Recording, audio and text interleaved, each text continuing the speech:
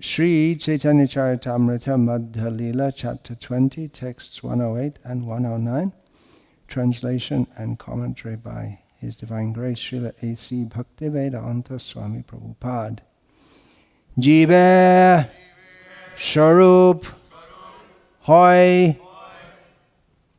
Krishna Nitya Das Krishna Tatastha Shakti Bheda Abheda Prakash Surja Angsha Kiran Joyche Agni Jala Choi Swabhavik Krishna Tin Prakar Shakti Hoy Jive Sarup Hoy Krishna Nitya Das Krishna Tatashta Shakti Bheda Bhed Prakash Shujang Shakiran Joyche Agni Jala Choi Swabhavik Krishna Tin Prakash Shakti Hoy Jive Sarup Hoy Krishna Nitya Das Krishna Tatastha Shakti Bheda Bhed Prakash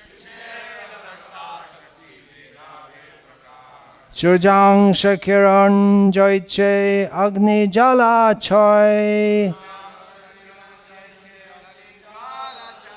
Swabhavik Krishna Tin Prakash Shakti Hoy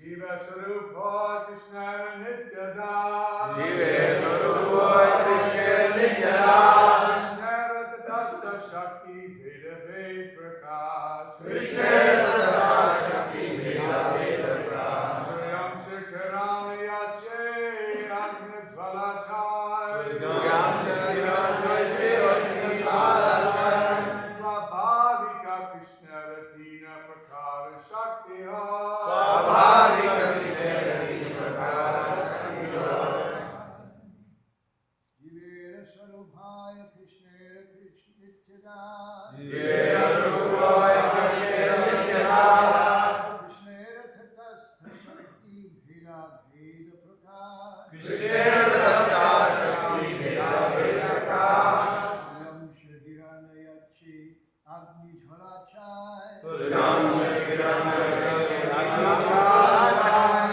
Swabhavika Krishna Ratina Prakara Shakti Hai Swabhavika Krishna Ratina Prakara Shakti Hai. Then, ladies, can you see from such a distance? Can you hear from such a distance?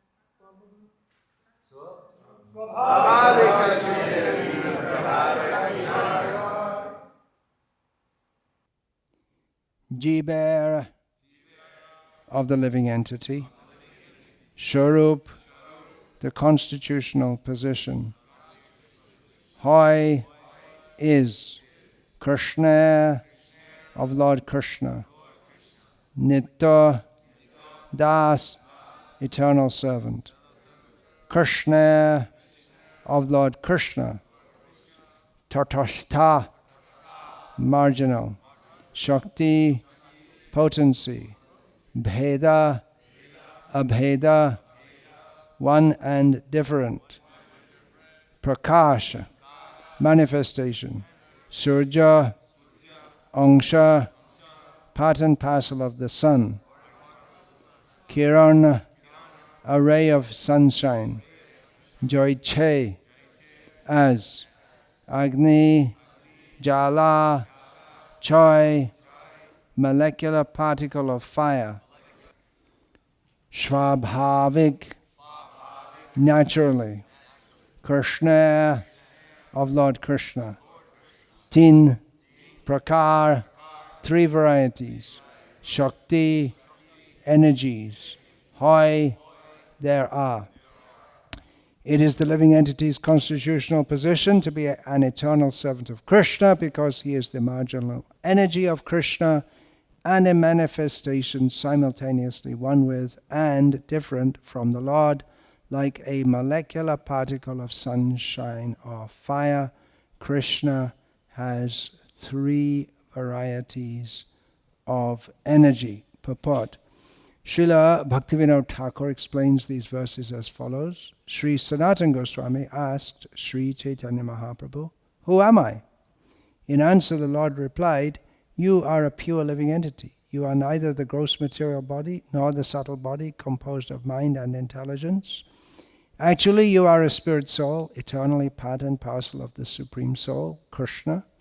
Therefore, you are his eternal servant. You belong to Krishna's marginal potency. There are two worlds, the spiritual world and the material world, and you are situated between the material and spiritual potencies. You have a relationship with both the material and the spiritual world, therefore you are called the marginal potency.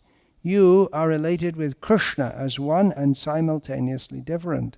Because you are a spirit soul, you are one in quality with the Supreme Personality of Godhead. But because you are a very minute particle of spirit soul, you are different from the Supreme Soul. Therefore, your position is simultaneously one with and different from the Supreme Soul. The examples given are those of the sun itself and the small particles of sunshine, and of a blazing fire and the small particles of fire." Another explanation of these verses can be found in Adi Lila chapter 2, verse 96. Jibe Sharup Hoy Krishna Nitya Krishna Tashta Shakti Bheda Bhed Prakash Surjangsha Kiran Joite Agni Jala Choi Shabhavi Krishna Tin Prakash Shakti Hoy. Om Jnana Timiran Tasya Jnanan Jana Shalakaya Chakshurin Militam Yena Tasmai Shri Gurave Namaha. Nama Shrishtam Anumapi Shachiputram Atra Swarupam Rupam Tasyagrajam Urupurim Maturim Goshtavartim Radha Kundam Girivaramaho Radhika Madhavasham Prapto Yasya Pratita Kripaya Shri Gurum Tamnatosmi. Vandeham Shri Guru Shri Ataf Paragamalam Shri Gurun Vaishnavanscha Shri Rupam Sagrajatam Sahagana Raghunatan Vitam Tam Sajivam Sadvaitam Savadhutam Parijana Sahitam Krishna Chaitanya Devam Shri Radha Krishna Padan Sahagana Lalita Shri Vishakhan Vitamscha. Hare Krishna, Krishna Krishna, Hare Hare. Hare Rama, Rama Rama, Hare Hare. Thank you all very much for coming, expecting more great personalities to arrive. Special thanks to my God siblings for coming and blessing us all in this philosophical immersion camp. Philosophical immersion means we should have a huge kirtan. That's when you go through all the philosophy, then what do? You chant Hare Krishna. But Shravana Kirtana, both are there. We also have to hear about Krishna to know who we're chanting about. Otherwise, Bahu Janma Kare Jadi Shravan Kirtan tabuta napai Krishna pade prema dhan. If we're making offenses in chanting, then our chanting will not give the result of chanting, and it won't really be chanting at all. Ashadu sange bhai Krishna nam nahi hoy nam akar bahire barte tabu nam kabu noi. If we're not chanting in the association of genuine devotees, then it can seem like we're chanting. The sound will come out. It seems to be the same, but it's not actually the holy name. So we have to understand philosophy. The English word philosophy is derived from the Greek, so I'm told. Not that I know ancient Greek, or even modern Greek for that matter. But we're told that it means a love of truth. But like so many words, their meaning strays from their original etymological root. So philosophy is an English word, and in the Anglosphere, or in the Western world, specifically the English-speaking countries, then philosophy, it's come to mean speculations about truth, and even if there is any truth, if there is any truth with a capital T, or even if there's truth with a lowercase t. I hope you know what I'm talking about. You're should have some background in philosophical understanding to even come here, to discuss philosophy. And philosophy in the Western world means Western philosophy. They don't rate all that stuff which went on in India.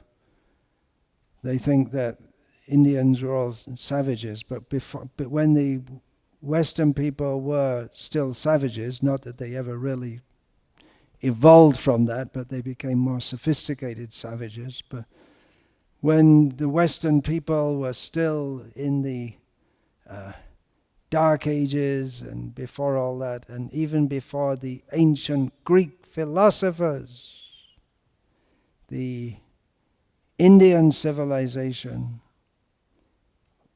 was largely based on philosophical understanding.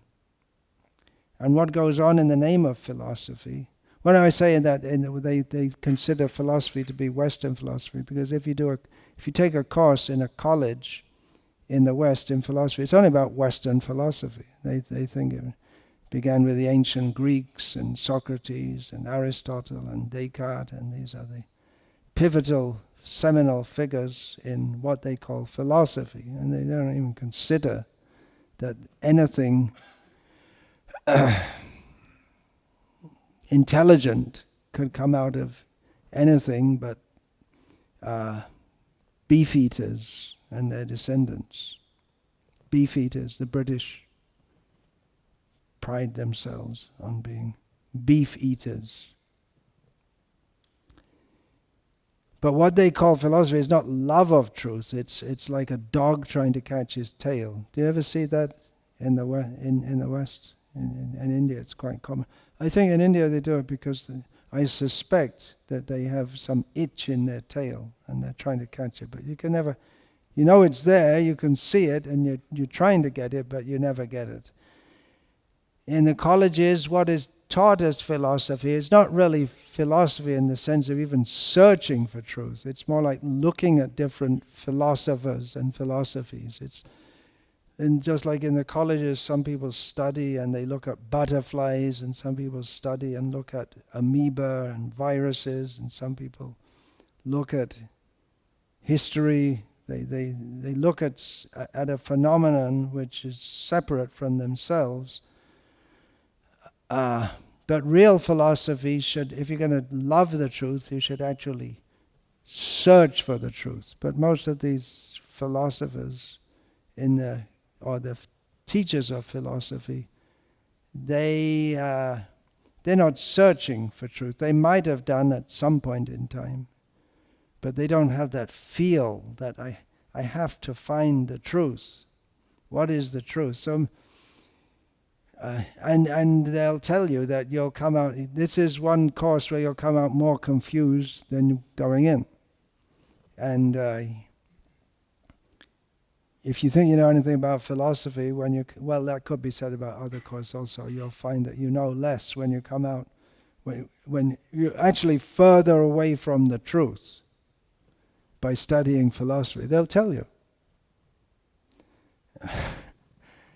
There's a Christian-run multi-faith discussion group on YouTube called Closer to Truth, and they're trying to understand about God through discussion and philosophy. But how close do you? Maybe they'll get a little closer, maybe not.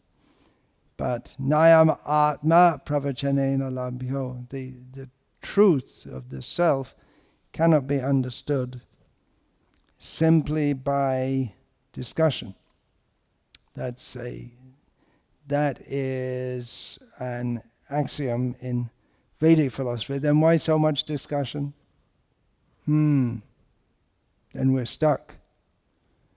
No, the understanding is that truth is there. There is truth. And we have to learn about that by submissive hearing. In this regard, when Ramananda Rai was beginning his teachings to Chaitanya Mahaprabhu, Chaitanya Mahaprabhu requested Ramananda Rai to teach him, and Ramananda Rai gave several.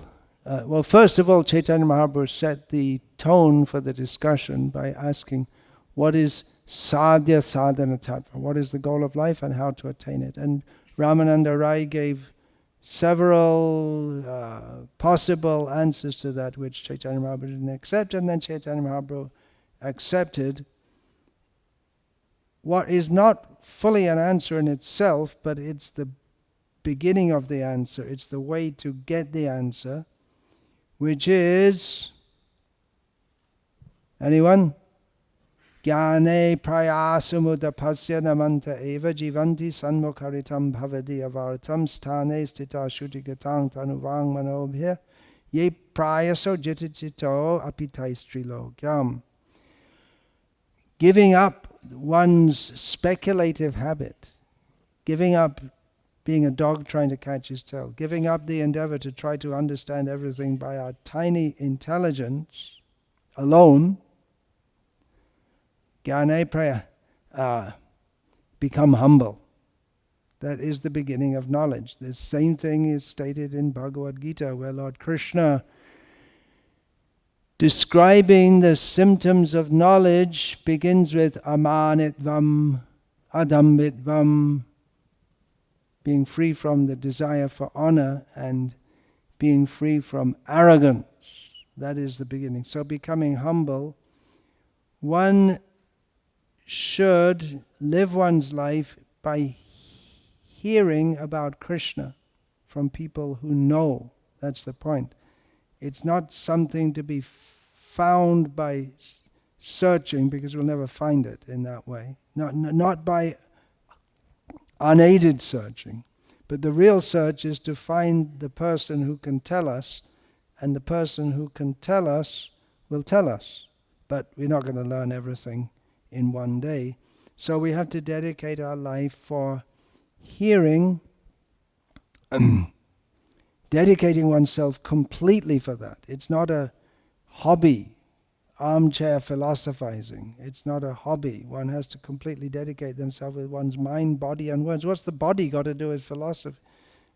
How can you understand through the body? But the point is that our whole endeavor has to be for that, which suggests that also the body is used in service, that we get from Gita also. In approaching a guru, one should humbly serve.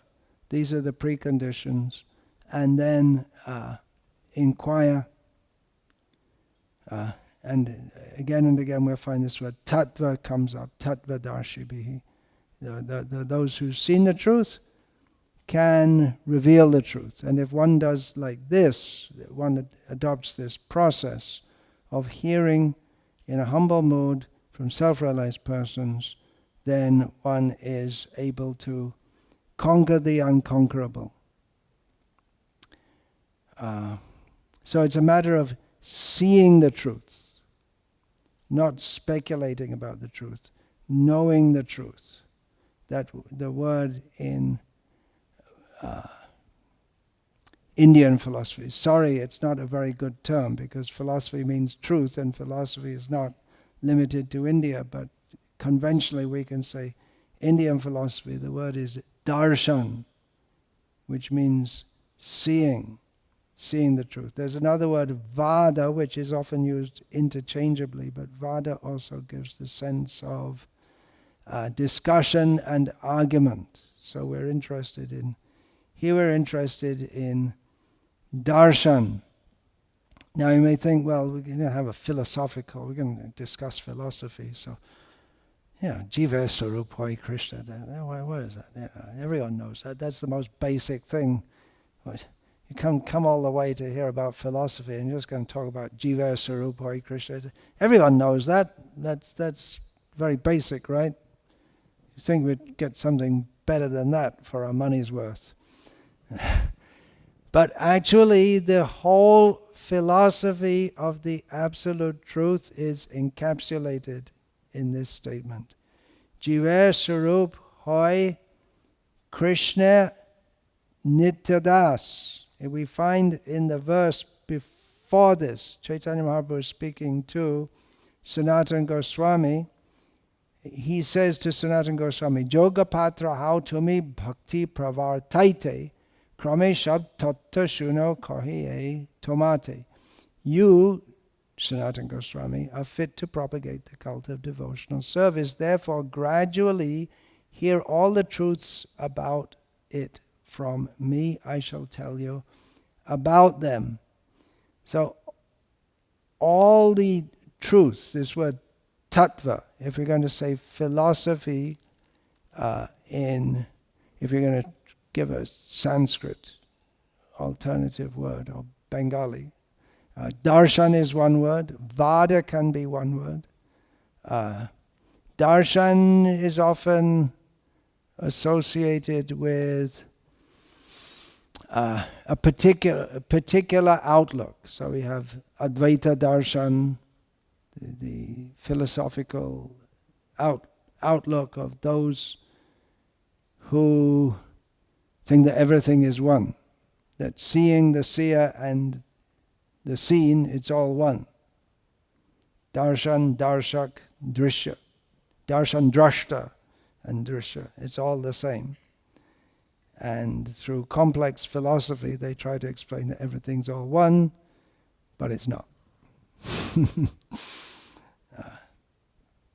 Then Vedanta Darshan, Dvaita Darshan, or we may say Advaitavad, Dvaitavad. So Darshan is one word, Vad is another word. But Tattva is also a very important word.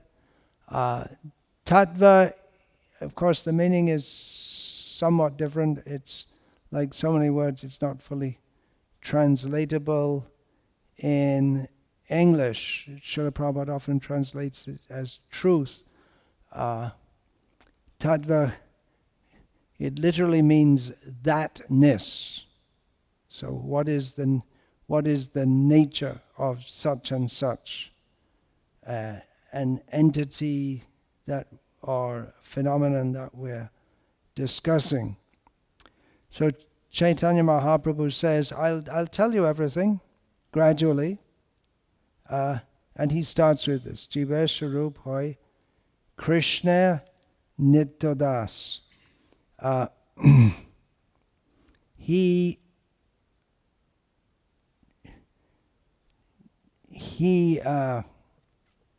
didn't say, well, bhakti, okay, you're just gonna feel bhakti in your heart. He didn't say that. He's going to teach him systematically. Krame, the word gradually also gives the sense of systematically. So this teaching is given to Sanatana Goswami because he is seeing Sanatana Goswami as a Jogya Patra, a fit candidate for hearing. Chaitanya Mahaprabhu is going to teach him. Now, in the philosophy course in the college, the fit candidate means someone who has passed certain exams prior to entering that course and who is prepared to pay. And his character doesn't matter at all. Of course, should have some modicum of respect for the teacher. There's some etiquette to be followed. But in the colleges, in America today, it's expected that the students are having illicit sex. It's expected. They may or may not eat meat. If they're more fashionable, they don't eat meat. And taking intoxication, illegal drugs, it's expected. And if they're not doing that, it's considered there's something wrong with them. They're not normal. But to be a fit candidate for understanding the philosophy of the Absolute Truth, as given in the Vedic system, Veda means knowledge. Veda means knowledge, and darshan means to understand that knowledge. Therefore, you may say, well, you just have the Vedas, that's all, and that's it.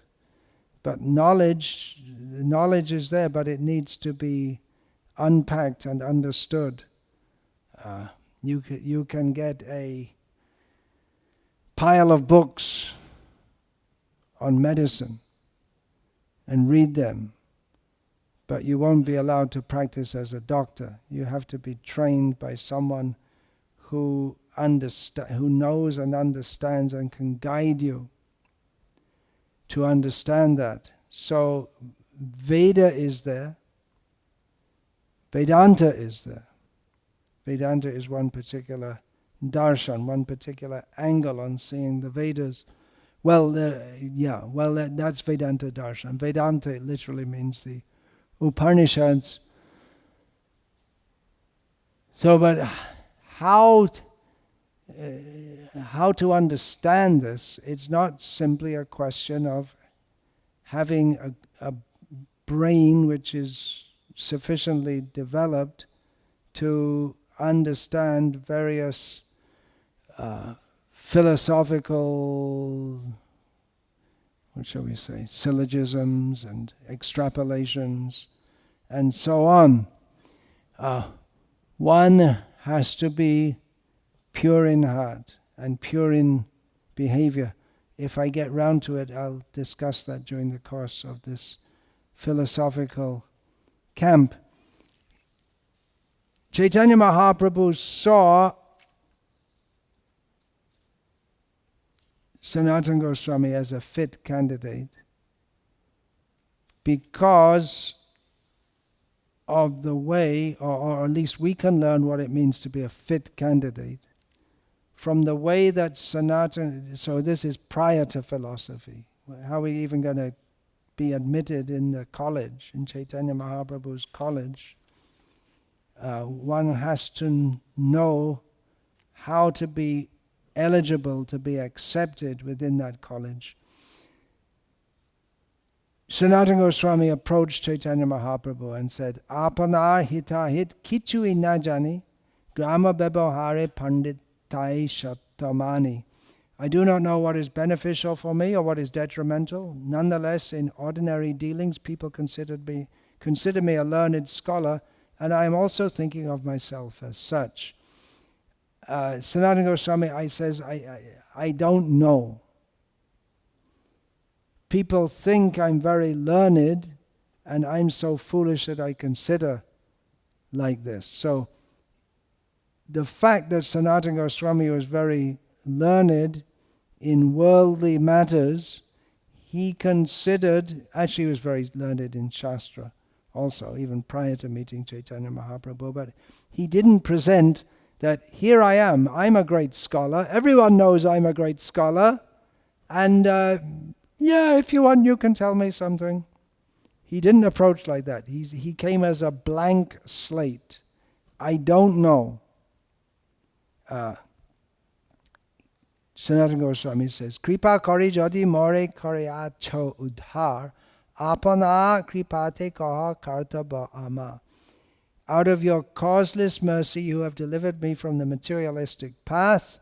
Now by the same causeless mercy, please tell me what my duty is. So Sanatana doesn't say, I'm qualified, but you please be merciful and tell me. And then Sanatana asks, Ke ami kene amai jare tapatroy eha nahi jani kremane hitohoy.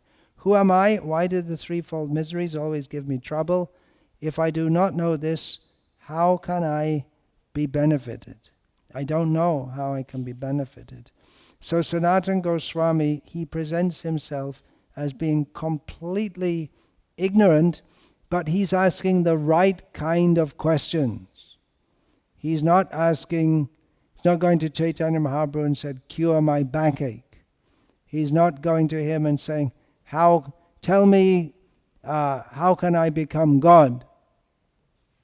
He's asking relevant questions, and he continues, Shadha shadana tatta puchite na jani kripa kari shad tatta kaha ta apani.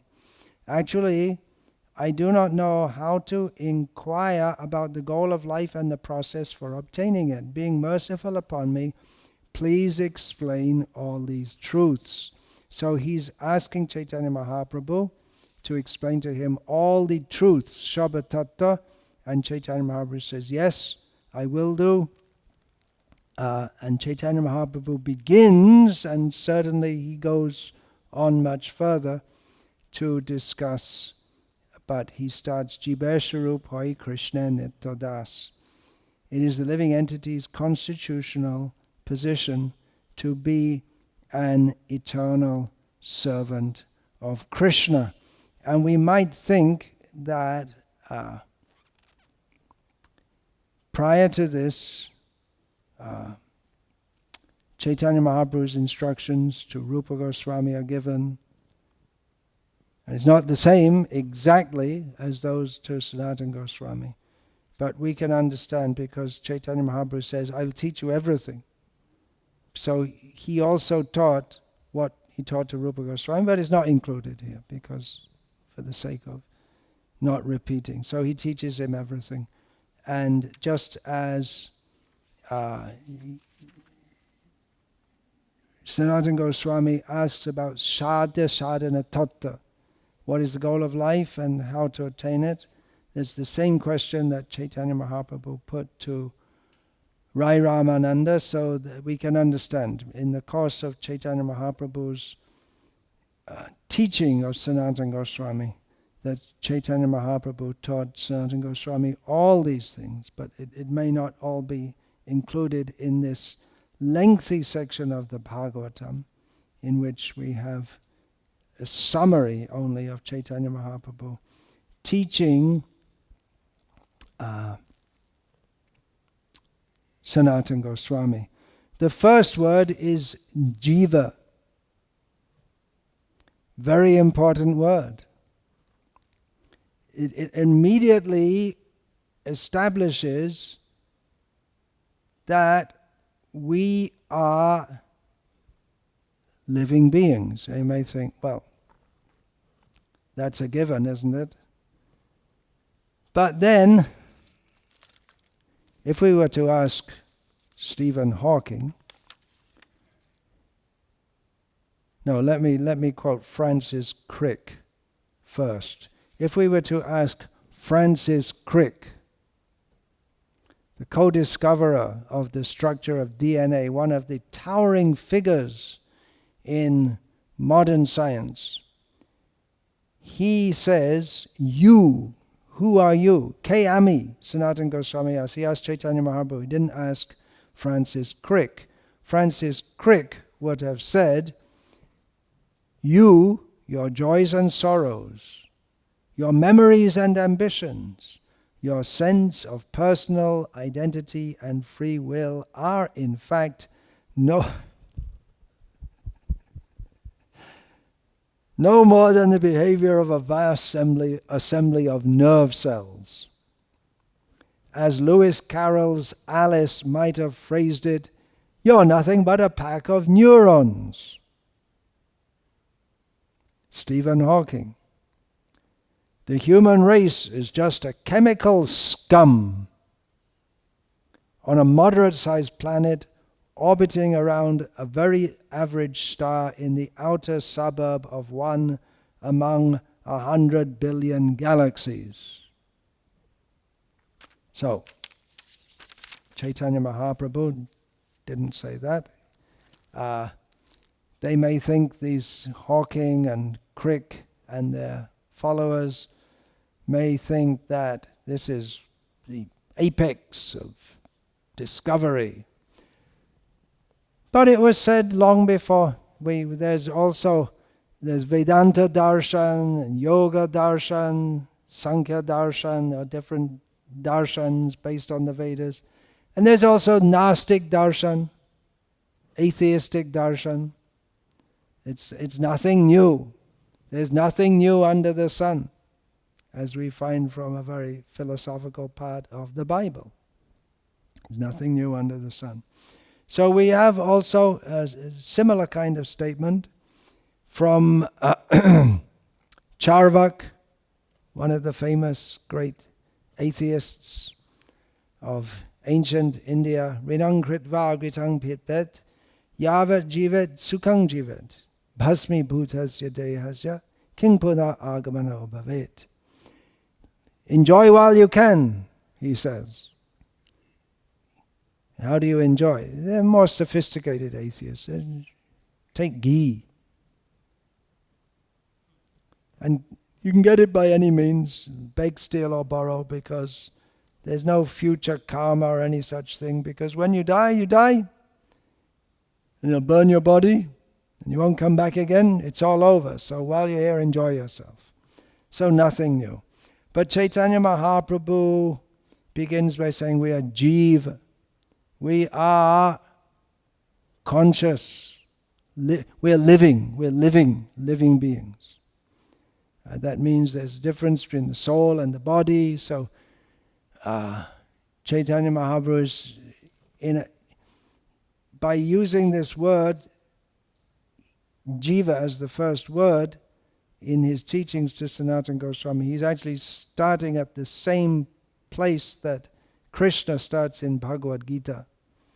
But he's in one line, he summarizes so much of the essence of Krishna's teachings, that we are living beings.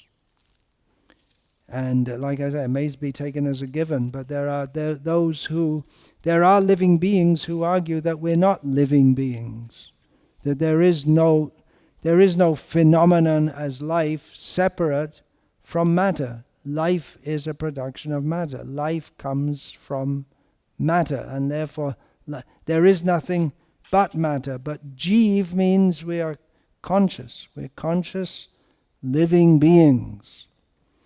And by the great endeavors of scientists to try to find the truth, in one sense they're also looking for truth, but they're looking for it in matter. Western science is very much fixated on what they take to be the axiomatic understanding that there cannot be anything beyond matter. Why that should be, they don't explain, because they just accept it as an axiom. But that's because they're demons, as we know from Bhagavad Gita, Lord Krishna, again, it's nothing new. There's asatyam apratishtam jagad ahura nishvaram aparaspara sambhutam kimanyat kama haitukam.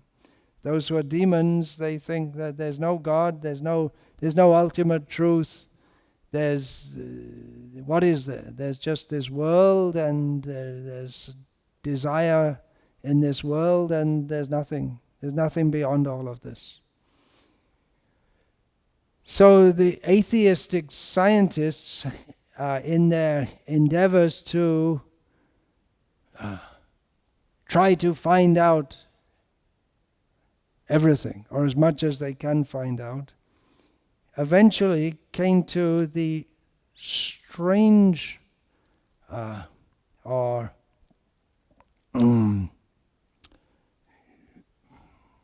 what's the word? Anti-intuitive, non-intuitional. It's not expected.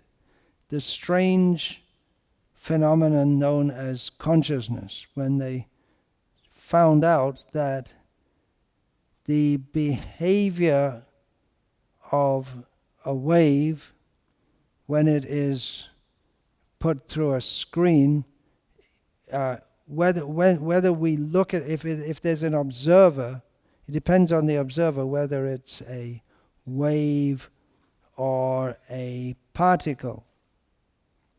So consciousness affects matter. Then the question arises, what is consciousness? Which they, for all their amazing insights into matter, they never thought about consciousness. They just never really thought about that. They're trying to understand everything without first of all examining the tool with which they try to understand everything, which is consciousness.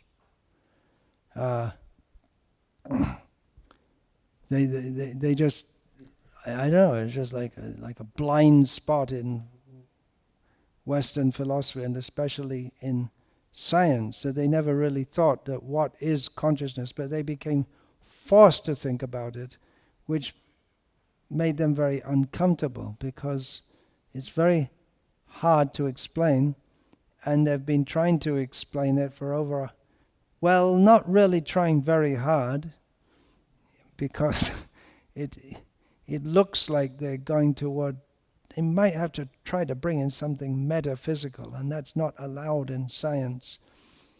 But eventually they had to, the scientists, maybe not more than 30 years ago, consciousness studies became part of the curriculum in scientific institutions.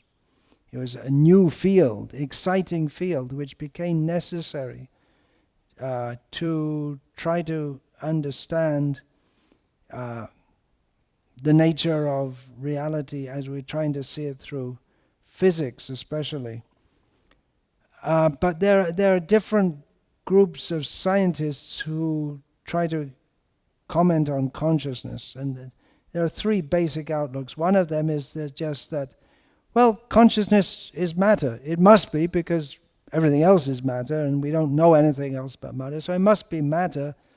And therefore, as Francis Crick says, you're nothing but a pack of neurons. Consciousness is a neurochemical phenomenon. The electric impulses within the neurons of the brain, and the various chemicals which influence that. So consciousness, they say, is nothing more than a neurochemical phenomenon.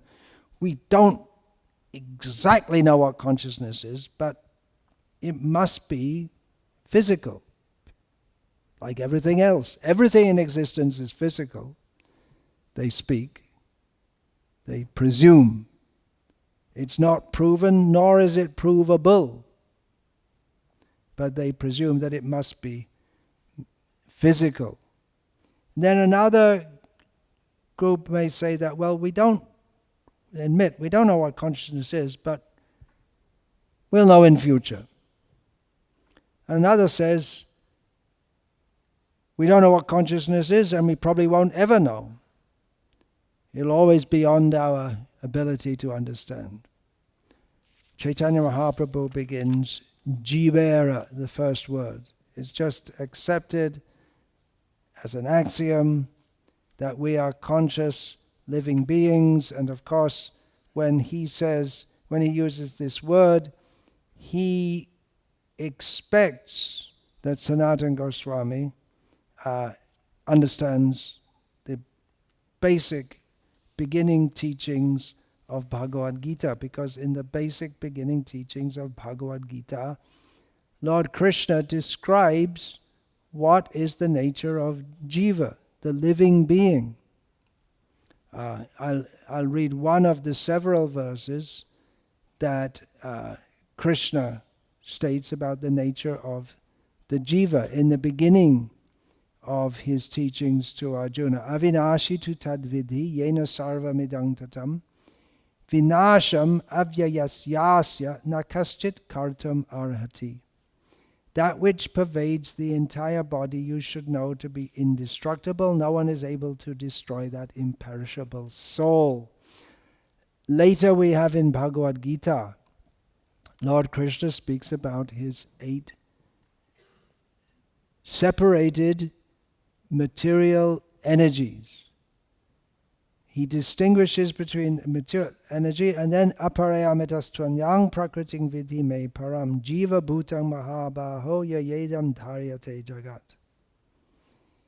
Krishna says the 8 energies, bhumirapo nalo vayo kangmano buddhireva cha ahankara iti angme bhinna prakritir ashtadha. These 8, earth, water, fire, air, ether, mind, intelligence, false ego, they comprise material energy, which is my separated energy, and say, yep, that's what we're talking about, that's science. And especially the first 4, earth, water, fire, air, ether. Then we can, of course these categories are not accepted in modern science, but we can say that water is generally found on this planet, especially on land or within human experience. It's generally found at a liquid state. It also has a solid state and a gaseous state, but it's generally that water. Okay, water that covers all liquids, and then air that covers all gases. So what we call elements, according to the periodic table, it doesn't exactly fit what is called an element. If we take what Krishna says in Bhagavad Gita, earth, water, fire, air, ether, because what we call an element, according to the periodic table, modern chemistry, that can be, just like water can be solid, which means it's like earth, liquid, like water, and gas, like steam or air. So the mundane scientists presume that there's nothing more than matter. And even when we say ether, they don't accept that there's ether. That's something from alchemy in the past. Ether, akash, the space within which everything exists. And mind, intelligence, and false ego, these are all products of matter, of gross matter. But Krishna says, aparayamitastu, there's another kind of energy which is superior to matter. The physicalists or the materialistic scientists who think there's nothing beyond physical energy, they think that it's matter alone constitutes the universe. But Krishna says that it's the jivas who are of a different nature, they are of a different nature. That's the first essential point. And then another point is that it's the jivas who are making the universe run on, not matter per se. We may say, well, Krishna's doing that, right?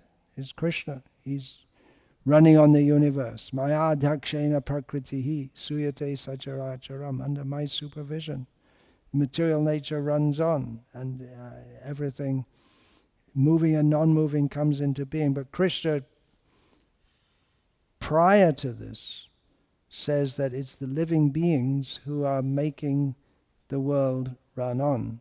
So there we have, this is a big topic in philosophy, the cause and effect. So there are multiple causes of anything, and the ultimate cause is Krishna. But I'm going way ahead here. Actually, if we're discussing philosophy, practically at every word we could stop and then go into some tunnel to explain that, and then enter a whole universe of discussion.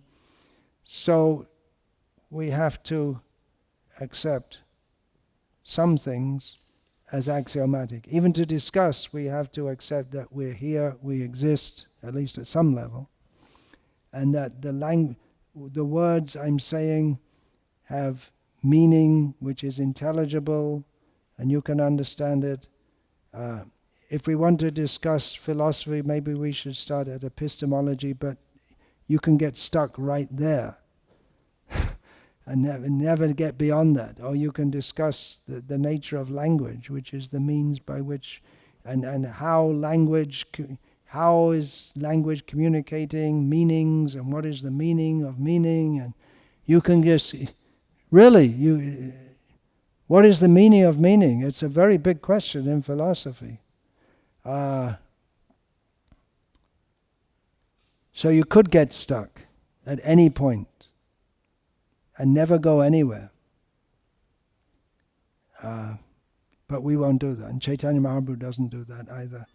And those who are going to teach the absolute truth don't do that. There's some things in any sphere of existence, we have to accept some things as axiomatic. And actually the father of modern philosophy, as they call him in the Western world, René Descartes, he also didn't want to start with any axioms.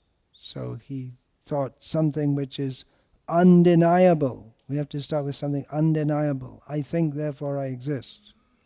So that's something that's undeniable, that I'm thinking. But then he says, well, possibly there is a big demon who's just putting all these impressions in my mind, and that.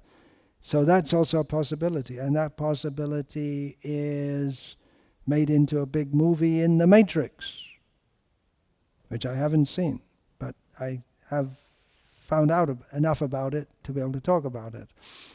And even to say, I think, therefore I exist. If you say it in English, you have to say I, which already presupposes that there is an I. But if you say it in the original Latin, because it's a language of a structure more like Sanskrit, then the word I, cogito, it's already mixed up. The person who's involved and the action, it's all mixed up. Just like here, Najani. Sanatana Goswami says, Apana hita hit kichui najani. Najani. And Najani, Srila Prabhupada translates as, I do not know. So where's the word I there in the original Bengali? It's not there. It's by the grammatical construction we can understand. It's the same in Russian, right? Must be. That you don't, there's no separate word for I that you have to, you could say it, you could say, Ami jani na, I don't know. But if you say na jani, it's already, from the grammatical construction, it's understood that, so anyway, you don't say it, but it's not said in the original Latin, cogito ergo sum, I think therefore exists. But if you say it in English, I think, but already the existence of I, so you're jumping ahead of yourself. And it's impossible. Philosophy is impossible. It's an impossible subject unless we start off with Sanatana Goswami saying that, I really don't know anything, you better help me here. And that's the beginning. And Chaitanya Mahaprabhu says about that we are jivas, and there's a lot more to say about that, but I'll stop here because we're going to do it bit by bit. And that's probably quite a lot to chew on Ekadashi for the first session. Hare Krishna, all glories to Srila Prabhupada. Please write down questions, and if I ever, in the course of these 6 sessions, I ever get through Jiva Swarupoi Krishna Nitya Das, then we could take some questions. Otherwise, what happens with this kind of talk, that you ask a question, and it's quite likely it's going to be covered in a later session, but it gets out of order. Krame, Chaitanya Mahaprabhu said, Krame Shabtadda Shikailo to me, something like that. I'll teach you step by step. So I'm not taking that I'm Chaitanya Mahaprabhu and you're Sanatana Goswami, but it's the same principle. Hare Krishna, Vancha Kalpa Tarubhyascha Kripa Sindhubhya Evacha Patitanam Pavanebhyo Vaishnavebhyo Namo Namaha Dante Nithaya Churnakang Padayane Patya Kritvachaka Kushatameta Bravimi. Hey, Sadhava Sakla Eva Vihaya Durat Goranga Chandra Charne Kuritana Raga Parivadatu Jano Yata Tatava Nanumukarana Vayang Vicharyama Hari Rasa Madira Madati Mata Puvi Vilutama Nartama Nir Vishnu Hare Krishna, Krishna Krishna, Hare Hare